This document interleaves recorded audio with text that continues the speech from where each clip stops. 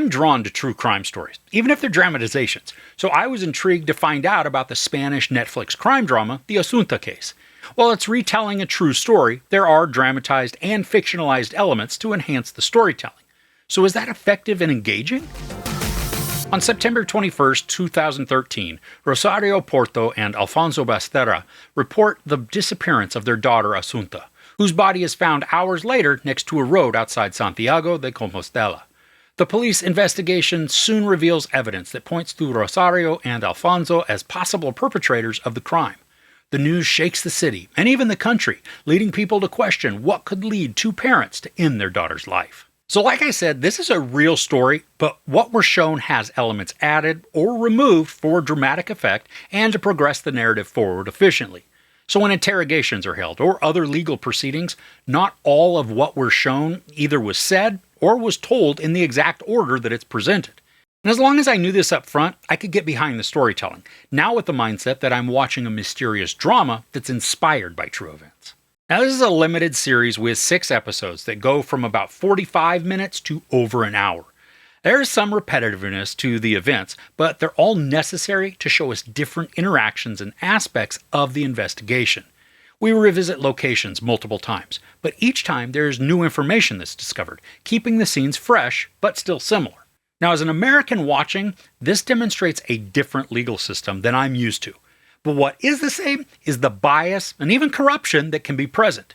And Lord knows the US justice system, it is all kinds of wonky and screwed up. So this is not a judgment on their way of doing things. It's just different.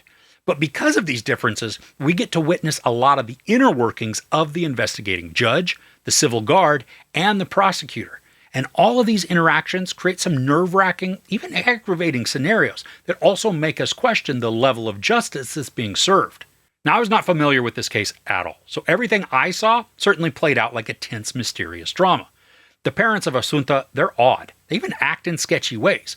But it could be attributed to mental anguish over the loss of their daughter. The performances are wonderful at building out personas that can be both sympathetic but also suspicious.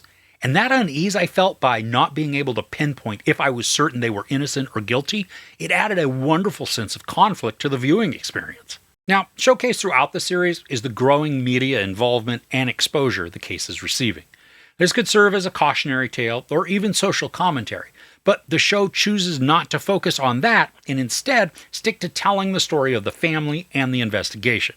But for me, watching the events play out on TV, radio, even in print, it was an absolute circus, intruding like we see so many times in any personal space, always pressuring for some reaction or soundbite that can be edited and shared to suit whatever purpose desired.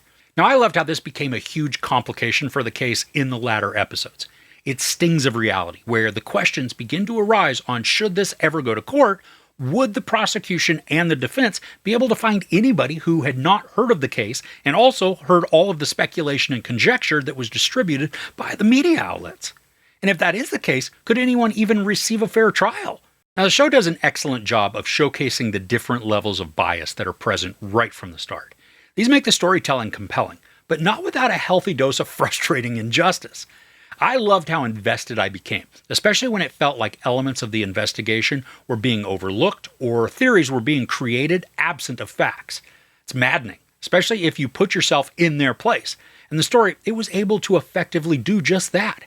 When I talk about bias, I'm not referring to just one character. I mean, several in the investigation allow personal experiences and difficulties influence their thinking, which then leads them to focus on items or evidence that may not have actually been relevant. And this also works to have investigators speculate on motives and behaviors, something the film uses to convince the audience of one viewpoint only to later on show us the same items, but in context. I mean, these are like forehead-slapping moments, where because the investigators jumped to a conclusion, they overlooked other possibilities that would rationally explain something.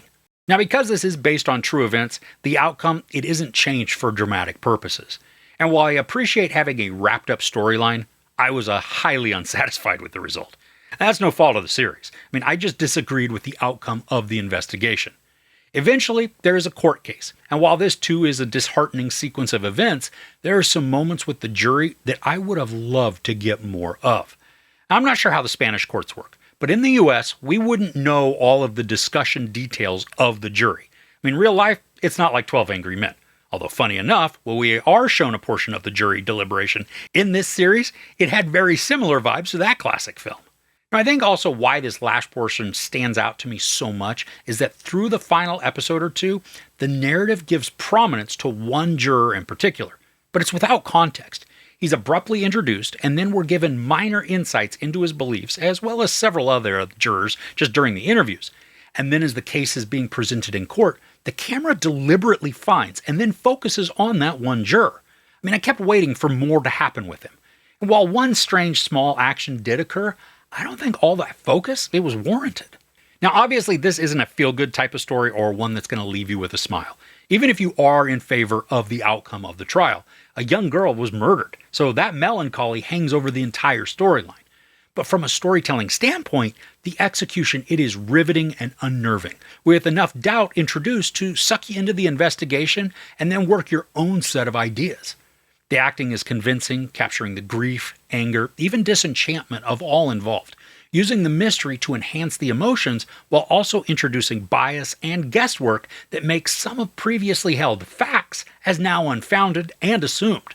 The pacing can be slow, even repetitive, but the complex nature of the murder and the ensuing investigation warrants deep dives into every bit of the family's life in order to discover the truth.